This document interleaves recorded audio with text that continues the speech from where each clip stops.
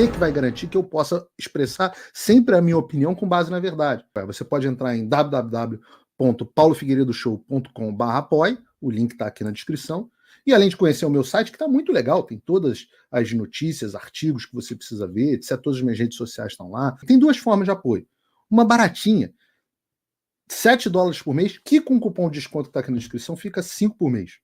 Mas esses, os que estão prosperando, que Deus abençoou, que viajam, que compram carrão, que estão com relógio de marca, esses eu convido a se tornarem não só meus apoiadores, mas meus patronos Gold.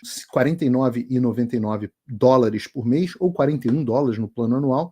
E aí você vai ser realmente meu patrono e vai ter um grande peso em apoiar o que eu faço. Aqui, ó. Europa gira à direita em derrota... eu consigo mudar isso aqui agora? Europa gira à direita em derrota para os governos francês e alemão. Eleição do Parlamento Europeu tem um aumento de 396 para 402 cadeiras. Eu acho até enganoso isso, porque o aumento, na verdade, foi muito maior do que isso. O Sérgio vai explicar para a gente. Em cadeiras para siglas direita, centro-direita, com avanço dos chamados partidos nacionalistas.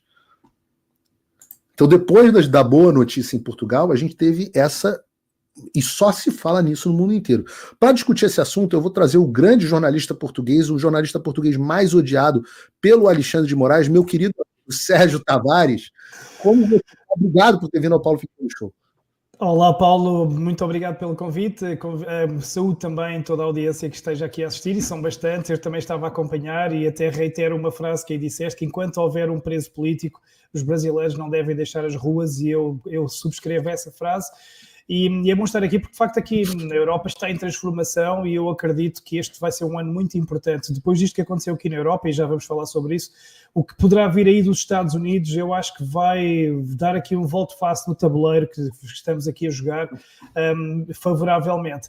Mas trago boas notícias, e para quem estiver, como tu dizes, na caverna e não saiba o que é que aconteceu, vamos então aqui falar sobre as eleições europeias. Então explica pra gente, Sérgio, o que aconteceu na Europa? A Europa, que é um continente dominado pela esquerda, não só é o berço da esquerda, mas é um continente que, se você me falasse 5 anos atrás que a gente já está vendo o que a gente está vendo agora, eu ia dizer que era impossível uma transformação na Europa gigantesca. A gente falou aqui sobre a eleição de Portugal e do Chega com resultado histórico, mas a gente está vendo uma verdadeira onda conservadora, uma onda de direita na Europa. É isso que está acontecendo? Sem dúvida. Porque tal como aqui em Portugal a direita subiu exponencialmente porque a esquerda arruinou este país, conseguiu destruir os valores, conseguiu destruir os pilares da família, a imigração, uma série de situações. Não vale agora a pena insistir aqui na questão de Portugal, mas Portugal é um país que neste momento está muito, muito, muito abaixo do que deveria estar, depois de 50 anos de uma esquerda e de uma falsa direita. Então os portugueses sim deram essa mudança para a direita conservadora, com o Chega a subir para mais de 1 milhão de votos. E agora na Europa está a acontecer exatamente o mesmo fenómeno, ou seja, a esquerda é tão mau, o socialismo é tão mau, o comunismo é tão mau, que está a arruinar aqui não só a vida dos europeus no seu bolso, na sua qualidade de vida, mas também na própria segurança, com a imigração desregulada, com regulações, agendas verdes que ninguém entende, com lobbies farmacêuticos, lobbies armamentistas. Está aqui um caos. E até o cidadão, o comum cidadão, aliado da realidade, começa a perceber que qualquer coisa não está a bater certo, porque os ataques estão a vir de vários lados, desde a questão pandémica, a questão climática, a questão da família, a questão da imigração. Então as pessoas precisaram de se virar para outro lado. E o que é que apareceu? Claro, apareceu a direita com o seu discurso otimista, a valorizar a família, a valorizar os valores da soberania, da identidade nacional, e as pessoas estão-se a agarrar a isso. Então é curioso que antes destas eleições já os jornais estavam em alarme completo, Paulo, alarme, extrema-direita vai ocupar o Parlamento Europeu, porque eles dizem logo sempre extrema-direita. É curioso como é que chamam de extrema-direita partidos que são conservadores, que defendem Deus, defendem a família, defendem o bem, defendem os valores tradicionais, mas são chamados extremistas. Então o que é que aconteceu? A extrema-esquerda, sim, essa sim podemos chamar de extrema-esquerda, está completamente a ser varrida da política aqui na Europa, porque a direita, não só a direita, mas a direita e centro de direita, lideraram largamente os resultados nestas eleições europeias, e o povo europeu com isso passou uma mensagem muito importante, que é mais do que varrer a esquerda, disse não à agenda globalista, disse não à agenda climática e a todas essas aberrações que a esquerda tem imposto ao longo das últimas décadas. Ou seja, o povo europeu está a acordar. E depois podemos ir daqui a bocadinho país a país, porque aconteceram coisas diferentes em países, e aqui destaque para a França e a Alemanha. Quero chegar na França e na Alemanha, mas eu quero explorar um pouco essas coisas que você falou que eu acho importante. O que levou esse sentimento de descontentamento com a esquerda? Porque você me corrige se eu estiver errado, Sérgio, eu não sou especialista aqui em Europa, para isso que eu trago você. Me parece que mais do que apenas uma grande vitória da direita, houve uma redução gigantesca da esquerda, né? Então mais do que o crescimento da direita, você teve a redução da esquerda, e para pessoas que estavam votando na esquerda que foram para partidos de centro. Eu estou equivocado ou não? E quais foram as grandes pautas, né, eu vi o verde, né, os verdes implodiram, né? A pauta ambientalista, que era a pauta da Europa, me parece ser uma pauta hoje eleitoralmente muito mal sucedida, apesar da Greta. Eu vejo a questão da Ucrânia chamando bastante atenção, né, da questão da guerra. Eu vejo essa questão imigratória. O que está acontecendo? Explica um pouco para a gente o que se passou na cabeça das pessoas. É basicamente isso. As pessoas mudaram a sua intenção de voto por diferentes razões. Muitos foi por causa desta nova ideologia de género que a esquerda está a impor nas escolas, está a impor na sociedade, nos artistas, nas televisões e tudo mais. E quem tem filhos como eu, quem tem filhos novos, percebe que algo não batia certo. Porquê esta obsessão, esta perversão, esta fixação em adulterar a cabeça das crianças? Porquê fazer isto? Isso tem sido um dos aspectos, estes governos estarem completamente alinhados com essa agenda de destruição dos valores tradicionais. E quem se rege por esses valores percebeu logo que algo de errado se passava. Depois, um fator muito importante tem a ver com a imigração. Está a haver aqui uma imigração desregulada, patrocinada por ONGs com o dedo de Jorge Soros, novamente, tal como ele faz no Brasil, em que manda vir imigrantes da África, da Ásia, muçulmanos, islâmicos, gente em idade militar, sempre só homens, aos milhares aqui para a Europa, para causarem caos, para dividir a sociedade, para causarem violência, para descaracterizar, para tirar a identidade nacional, para nos pôr uns contra os outros. França está completamente irreconhecível. Paulo, tu vais à França, aquilo não parece a típica França que conhecíamos. A Bélgica está completamente transformada. Já chamam na Bélgica o Belgistão, ou seja, há cidades como Antuérpia, onde os belgas são a minoria, os islâmicos imigrantes e seus descendentes já são a maioria.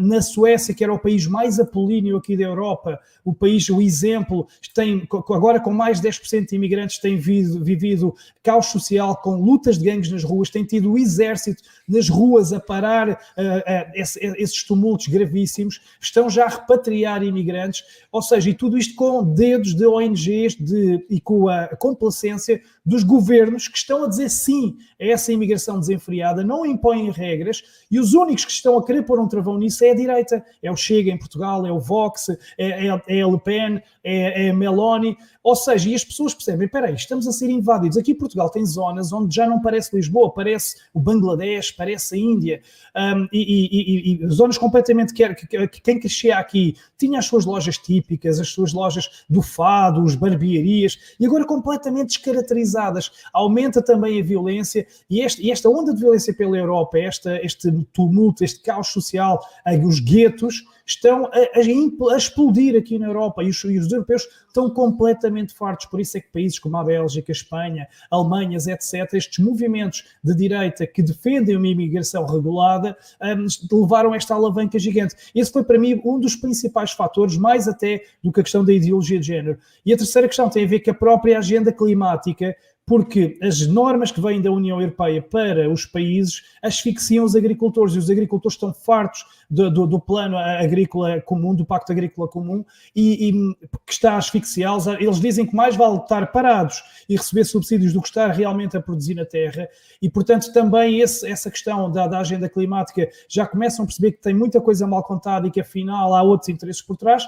E a quarta questão é exatamente o que tu falaste, o lobby armamentista, que é o povo europeu não está a entender porque é que se estão a alimentar guerras, ninguém fala em negociações de paz na Ucrânia, só se fala em envio de armas, envio de dinheiro, com os Estados Unidos por trás, com a administração Biden por trás, com a BlackRock a fornecer as armas, e a BlackRock já com contratos assinados para depois ser eles a reconstruir toda a Ucrânia, ou seja, a BlackRock ganha enquanto houver guerra e ganha depois da guerra, o que é incrível. E, portanto, os europeus estão a dizer, porque é que nós temos que estar a sofrer as consequências desta guerra que parece que foi feita por procuração dos Estados Unidos? Então, este conjunto destes 4 fatores, o ataque à família, a imigração desregulada, a agenda climática e o lobby armamentista, aos quais se juntam os escândalos com a Big Pharma, que aqui na Europa cada vez começam também a vir mais ao de cima, os escândalos em torno de Ursula von der Leyen, etc. Os europeus perceberam que têm sido enganados, mas enganados a uma escala planetária. Então viram-se para onde? Para os partidos que aparecem com soluções. E só os partidos de direita é que têm aparecido com soluções. Então é por isso que tem havido esta mudança assim drástica. Portugal aconteceu e pela Europa fora. E como te disse, Paulo, há aqui países que são 3 países estratégicos, que é a França, Itália e Alemanha, onde foi completamente impressionante. Fala pra gente, tenta, por favor, Sérgio, sei que é difícil, dar um panorama do que aconteceu, assim, em termos de direita, centro e esquerda. Exatamente. Eu posso já falar aqui de França, porque foi o caso que deu mais que falar. Le Pen teve o dobro dos votos de Macron, o dobro do partido de Macron, o que é impensável. E o que é que Macron fez? Apavorado, dissolveu o Parlamento. Portanto, vão haver novas eleições em França, e a França vai virar para a direita, porque o dobro dos votos é uma coisa... Eu queria entender esse movimento, o Sérgio. Para as pessoas, a gente no Brasil está acostumado com o sistema presidencialista, né? Porque acompanhamos mais a política brasileira e a política americana. E aqui não existe negócio de dissolver o parlamento, né? Então não existe, que é uma coisa razoavelmente, vou chamar assim, ordinária, possível e constitucional dentro dos regimes parlamentaristas. Então, primeira coisa para entender, isso que o Macron fez não foi um golpe, não foi um movimento antidemocrático, né? Foi uma coisa prevista dentro da Constituição. Sim. Ou seja, o Macron fez a leitura como presidente que o partido que está no governo não tem a aceitação da maioria esmagadora do povo francês. E perante isto ele achou que não havia condições do governo se manter, porque ia haver muita instabilidade, até caos social nas ruas, porque a maioria esmagadora dos franceses não estava com ele. Há quem diga que também pode ser uma jogada, porque ele tinha uma limitação de mandatos, e há aí outros esquemas por trás que eu ainda ando a tentar perceber, porque sabemos que destes globalistas não podemos muito... Isso que me chocou, Sérgio, eu vou te dizer, porque assim, me pareceu quase que uma atitude nobre. Foi quase uma atitude nobre. Alguém que, e obviamente eu não espero nada nobre do Macron, mas alguém que... e eu ouvi algumas teorias na internet, por isso que eu queria a tua opinião. Porque se ele dissolver o parlamento e vai haver novas eleições na França, há uma enorme chance de que a direita chegue finalmente ao poder na França, o que para mim é uma coisa impensável, né? Se o partido da Le Pen teve o dobro dos votos do partido dele, ora, no mínimo, a composição na Assembleia Nacional vai ser uma composição bem mais à direita do que a composição atual, o que tornaria a vida dele, e principalmente do primeiro-ministro, muito mais difícil, ou não? Exatamente, por isso mesmo é que eu contactei pessoas em França, porque essa foi a mesma questão que eu tive, Paulo, exatamente a mesma dúvida. Então, mas como é que é possível? Porque isto se calhar vai piorá-lo. A resposta que eu tive, e vou aqui até aqui mostrar, é em França, o que me disseram os meus contactos é que ele demitiu-se, o governo, e ele próprio demite-se para quê? Para se poder recandidatar novamente, porque não concluindo o mandato, ele evita o impedimento que lhe permitiria ficar até 2027. Ou seja, acho que há aqui uma jogada que ele teria uma limitação de mandatos, mas ao não cumprir completamente o mandato, ele pode se recandidatar outra vez. É o que me estão a dizer. Eu tenho que ainda apurar, porque esta foi a minha informação que recebi há bocadinho, se isto é mesmo assim, porque eu quando falei com os meus contactos em França, eu disse, então temos boas notícias em França. Eles dizem, antes fosse, isto é uma jogada do Macron, porque ele ia ficar impedido de se recandidatar e com isto assim, não concluindo o mandato, já vai poder e levar a cabo a Agenda 2030 até ao fim, etc, etc. Portanto, atenção, isto é um fator, ainda ninguém tem falado e só mesmo de França é que me chega este relato. Portanto, ainda temos que descobrir o que é que se passará por aí, né? Eu fiquei absolutamente perplexo com isso. E eu acho que viver para ver uma França de direita era algo que eu não esperava, não estava nos meus planos. Por favor. Não, só para dizer que mas os franceses parecem mesmo muito contentes, porque não sei se vocês viram as imagens de muitos milhares, milhões nas ruas a comemorar a vitória da direita. São imagens absolutamente históricas. Eu vi imagens incríveis, inclusive colocamos no site do Paulo Figueiredo Show, imagens históricas e francês, né? A gente sempre brinca. O pessoal acha que o 8 de janeiro foi bagunça no Brasil. Os franceses, quando protestam, fazem um protesto bem mais sério do que o 8 de janeiro no Brasil, né? Eu já estive na França durante alguns protestos e foram umas coisas assim, impressionantes. Parece que vai cair o mundo mesmo. E é uma coisa razoavelmente normal na democracia francesa, né? Exatamente. Agora, quem está triste com isto, aqui com a vitória do RN da Marine Le Pen, é obviamente o Lula da Silva, que vimos como é que ele recebeu o Macron no Brasil, pareciam dois namorados, parecia uma lua de mel. Lembras-te, parecia uma lua de mel ali na Amazónia. Tiraram as fotografias nas poses que os maridos e mulheres recém-casados tiram. Portanto, neste momento, a Lula deve estar muito, muito incomodado. Mas o problema é que não é só ele. Como eu te disse, Paulo, em Itália, a mesma situação. Fala da Itália, fala da Itália. Eu vi a Meloni extremamente feliz e comemorando o resultado. Fala pra gente da Itália, por favor. A Itália foram 36%, que numas eleições europeias, que são eleições que normalmente não despertam tanta atenção do povo, a taxa de abstenção é normalmente muito maior, 36% é esmagador também. Portanto, a Meloni também consegue ali uma vitória, bate até o recorde de Salvini, creio eu, e portanto é uma manifestação de força muito grande, daí ela estar ali com aquela felicidade, porque é um resultado absolutamente histórico. Mas se na Itália e na França, que são países ali até próximos um do outro e fazem fronteira, aconteceu isso, mais acima na Alemanha a mesma situação. Atenção que na Alemanha foi também um resultado absolutamente histórico